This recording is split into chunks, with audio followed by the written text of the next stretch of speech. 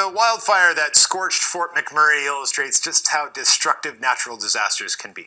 But many people are now asking if there's a better way to build communities in order to reduce those risks. Glenn McGillivray is the managing director at the Institute for Catastrophic Loss Reduction. It is the greatest title of anybody we've had on the show in some time. What can we learn from what happened in Fort McMurray? I think we can learn a few communities, and I'm talking about urban planning. Sure. So we're, in this case, building a city the size of Fort McMurray, so close to the wildland urban interface, or a budding forest. Yeah. That's number one, I think, that we have to look at. But is that something like you need to think about, creating a berm if you're near a forest that tends to burn sometimes, or just not building too close to it? Well, we're a firm believer of just not building there in the first place, and not building on floodplains and things of that nature. That's not always realistic. Sure, and that community grew from 1,100 people back in the day to what it is today very quickly. Right, and I think that boom is part of the discussion. Yeah, we're seeing industry, getting deeper and deeper into the boreal forest, and that's probably another discussion for another day. But fire breaks aren't quite going to do it. If we can cut that forest back, a substantial amount, that might help. But traditional fire breaks, very short distances, those are for fire that creeps around the ground. Yeah. This was a crown fire. This was an intense fire. Yeah. And that forest would have had to be cut back a lot in order to prevent it. But we really have to think about where we build things these days. And flood is one thing, but wildfire is another as well. Is there, you talked a bit about this, is there a larger risk living in a community that is, that close to a forest, or in this case, basically in a forest? Absolutely. And we haven't seen it a lot in Canada. No. Oddly enough. For a long time. Yeah, we're the third most forested country in the world. But, we saw Kelowna, BC in 2003, yep. 239 homes, something like that. And then we saw Slave Lake almost exactly 5 years ago, yep. Pretty close to 500 homes. So we see it once in a while, but we're pretty good at knocking down fire in Canada, and that's a good thing, but it's also a bad thing. As the forest builds up with litter and fuel, you get a raging fire like this, and it is almost unstoppable.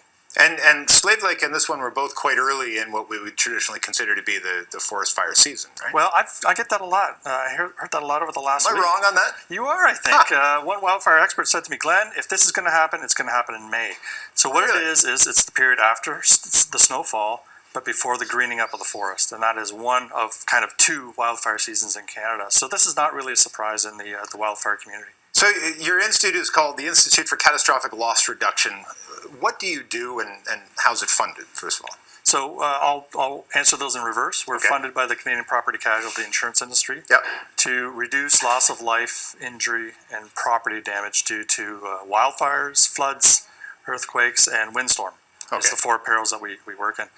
But there are things that you can do before an event to kind of make yourself resilient, and if that event happens, it may not be that impactful.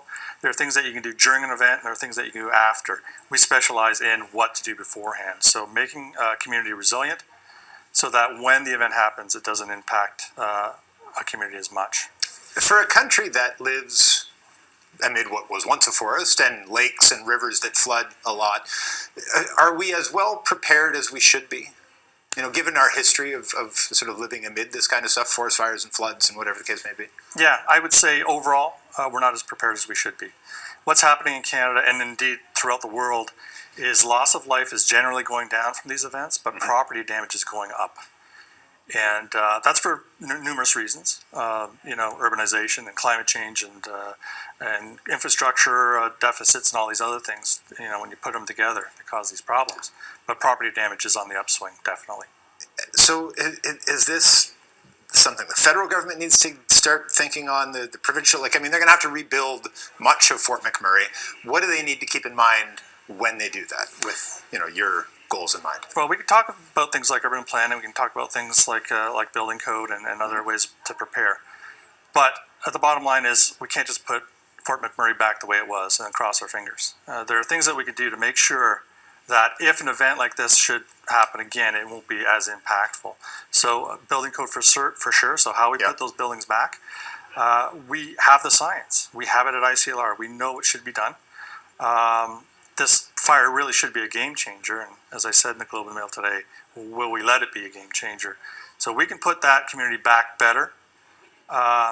We just have to get the federal government involved, the provinces involved, the local government, the insurance industry, homeowners, and many other groups together. We have to be reading off the same page.